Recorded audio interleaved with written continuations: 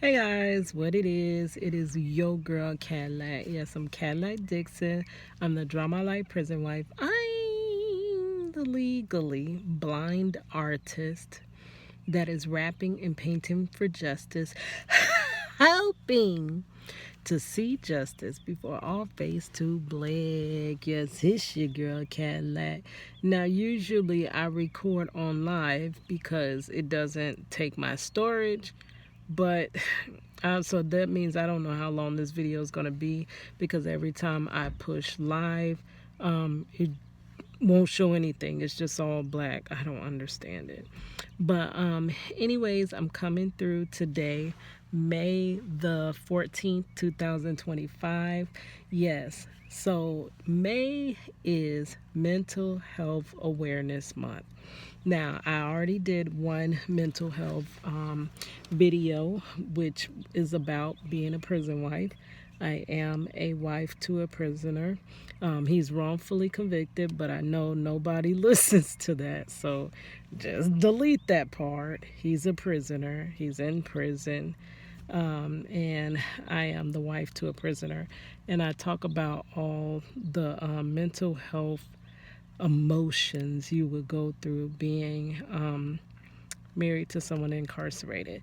So, I have dealt with a lot of depression. Depression is almost my go to. Oh, that's not good. It's almost my go to feeling, emotion, because I think depression is a default mode because as long as you're able to fight whatever you're going through, you're not quite,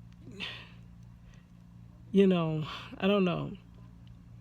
But the moment you can't fight it anymore, it's like you default straight into depression. Well, for myself, I do. So the situation with the prison wife life, because you cannot control it, you can't fix it, you can't get him home, you can't, like, it is what it is. So that's why you default a lot of times to depression, because it's a situation that is out of your control. It's not too much you can really do about it. We do things, but it's not nothing that will really overturn the situation, and bring you out of being a prison wife, right? Unless you just leave your husband, and that's easier said than done. And why would you leave the person that you love more than life, simply because they're incarcerated? Okay, so let me talk about another big thing that has caused me so much mental health issues in my life. And this is, it is mostly, it's a slew of emotions, but I'm going to say it's mostly depression. And depression stemming from being an artist. Yes, being an artist truly depresses me. And I was an artist before I even was a prison wife.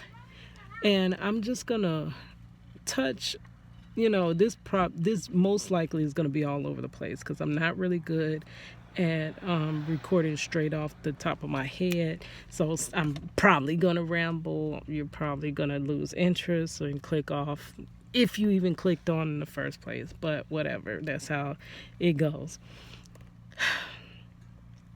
But there's so much depression in my life from being an artist. I've been an artist longer than I've been a prison wife. I started drawing at the age of 8, going on 9.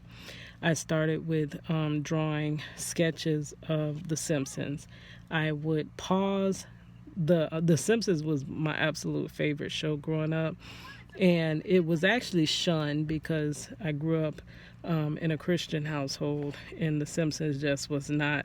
When The Simpsons first came out, they were really cursing and going on, and it was outrage that it was a cartoon cursing. Like, people just never seen that before. So, oh God, I hope they're not finna mess up my video because they are like yelling like right in front of my car. So I started out drawing The Simpsons. When I got to middle school, I ended up learning how to draw people. So I have been an artist since the age of 8 or 9. It is, and I think the reason it depresses me is because somehow, somewhere, which I do believe is in middle school, that art kind of merged with me and my personality. So it's very difficult to separate myself from me, the artist. And I believe, I was just thinking about, like, what is it? And I believe it's because art became my shield. I was bullied. I was rejected, first because in elementary I was the only black girl in class. I can't even pause this to move. But I was the only black girl in class. And then in middle school, ended up that I fell on my face and became what the kids deemed me, Scarface. So because being an artist, the only Jesus have mercy. I wish she would. Oh my gosh, she's messing up my video. I picked the wrong spot today. Okay, so because the only thing that the kids that bullied me and everyone else, because even if you weren't actively bullying me, you were kind of their little minions. So you did not like me, hang around me, talk to me, even acknowledge my presence unless I was drawing. So I think that's the stage where art became fused into my personality. So now it is hard for me, Keita Dixon, to separate herself from being the artist. Now, my artist name that I picked is Kadlac, Kadlac. It is so hard for me to separate the two. And it feels like when you reject my art, my God, when you reject my art, it feels like you are rejecting me. Now, rejecting my art, it's not that you have to refuse it. If you just won't click on it, if you just won't listen to it when it was a song, if you just won't push like, which takes 2.5 seconds, and you're not going to be deleted after doing it. If you won't do anything, like no acknowledgement, you don't see it, it's nothing, that feels like rejection, not of only the art but of me, because I am fused. I am the artist. I might have to continue this because this is not.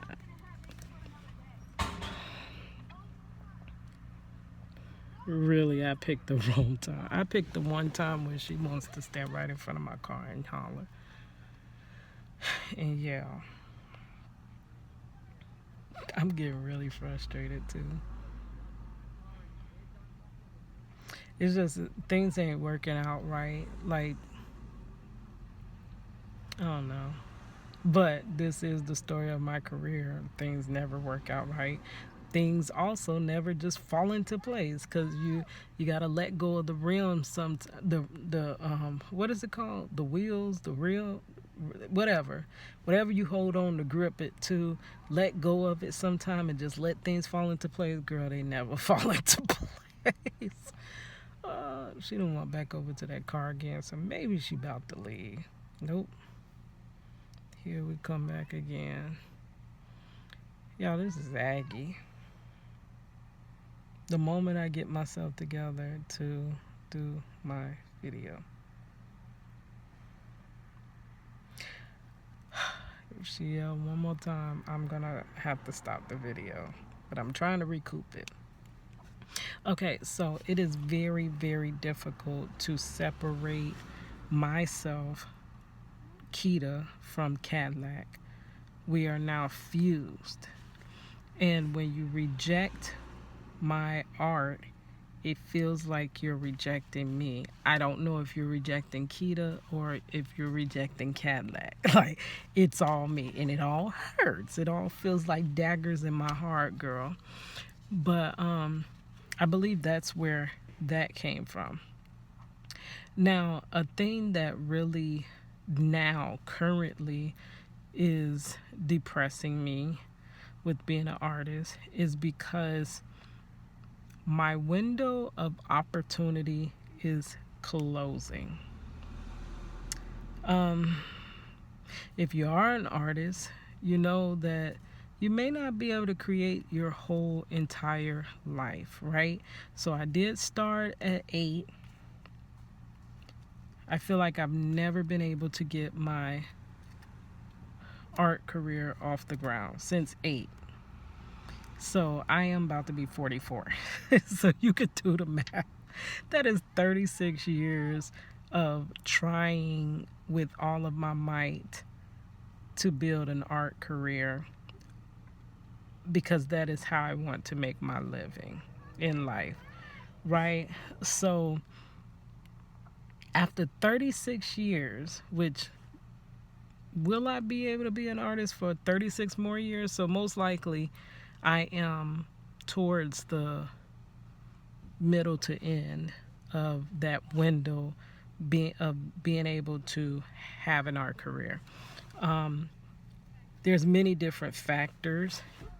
Health. I am the legally blind artist, and I'm losing my vision. I already lost my vision in my left eye. So whenever that right eye just gone to bed, I'm completely not even going to be able to at all. How, I don't know, maybe I can make some type of abstract art when I'm, that moment if I'm fully blind. But I would imagine I won't be able to draw and paint the way that I do now. I even thought about maybe I should blindfold myself and start seeing what techniques I can do while I'm blindfolded. Just, in case, whenever the day comes, can I still create? Will I still be able to create? I was actually creating while being legally blind to the point where I really couldn't hardly see. And this is before they found out that a contact could correct my vision somewhat. Like, literally, I used to have to take a picture of whatever I'm drawing, hold it all the way up to my eye, get all the way up on the paper, draw, and then take a picture, hold it up to my eye, and see if it looks like the drawing that I'm trying to draw. Or I would just ask somebody, does this look like this drawing? Like, literally, because I could not see what I was drawing. So health-wise, and besides the eyes, I've always had this, it feels like a freaking curse. This is really one thing that cursed my artist career from beginning: having carpal tunnel. I know when you're an artist, they call it drawer's hand. So maybe I started that debilitation process when I was a kid with drawer's hand. But then I know further when I became a cosmetologist and carpal tunnel set in at age 22. Before my career could even begin, my ship was sunken. Carpal tunnel is a beast. You just imagine, you do every goddamn thing with your hands. Your hands don't have their full ability. You have partial ability. Of course, you have hands. They're present. They work somewhat. But the intricate things that you need to do, you can't. That's case in point why I can't get typing jobs. That's completely limited my career, even outside of being an artist. It limits me in being an artist because sometimes I have to stop what I'm doing, shake my hands out. I gotta wait. I gotta go ice my hands. I gotta do projects small increments at a time to where I'm really not even doing it. It's so much that it's like, I don't know, it's very difficult. So your health is going to play a part, my health with me is playing a part in that window. And for me, I feel like that window is about to close. If everything that I have done thus far, which is so much, if it isn't about to come together, see, this is what I keep thinking. It's all about to play out. It's all about to come together. If I could just hold on for one more second, it's gonna, because I keep thinking I'm gonna quit right before it happened. The moment before it happened, if I had waited one more moment, I would have made it. That's what it feels like. That's the one thing that keeps you never giving up, hope. But that window is closing. If it's not all about to come together now, it's just like even with social media. I do social media not because I love social media. I really wouldn't even give two jams about social media if it wasn't really the way that an artist is known today. And if it wasn't for my project Reach the World, that I'm trying to gain attention to. There's no other way to gain attention in this day and age but social media. And that probably plays a part in your mental health. I need to do a video about that. Social media and mental health. Yes, that might be the next one. Now this one right here going to bed, girl. It's going to bed. I don't even know. I might try it again later. But like every day I'm like, oh, I've been on social media since it freaking started. The next post I post could actually take off, and all of that hard work that I did that I think is in vain may not be in vain. And then days later you see it was in vain because nothing happened. Still crickets, nobody there, nowhere near being monetized. Monetization is not about money to me. It's about, you know how we go to work and we barely make a living, right? But we have to do it because we have to take care of ourselves. We have to eat. We have to, So I want to supplement that with making art. If I could make what I make on my 9-to-5 rat race job, making art, I still would be fine because I still would at least barely be able to survive. But I'm doing what I was created to do. I am doing what God put me on this earth to do. And if I don't ever become an artist, that means that did God really just put me on this earth to bring sandwiches to the table? To sweep floors, to bust tables? And if he did just only put me on this earth to bust tables, sweep, and further carpal tunnel, why did he give me the amazing gifts he gave me to create? Was it for torture? Like Eminem says, my gift is my curse. Girl, they finally went on. Oh my gosh. But I'm going to stop here because I can't even make my video too long. I'm going to just say that was none but the devil. But anyways, all right. It's your girl, Cadillac.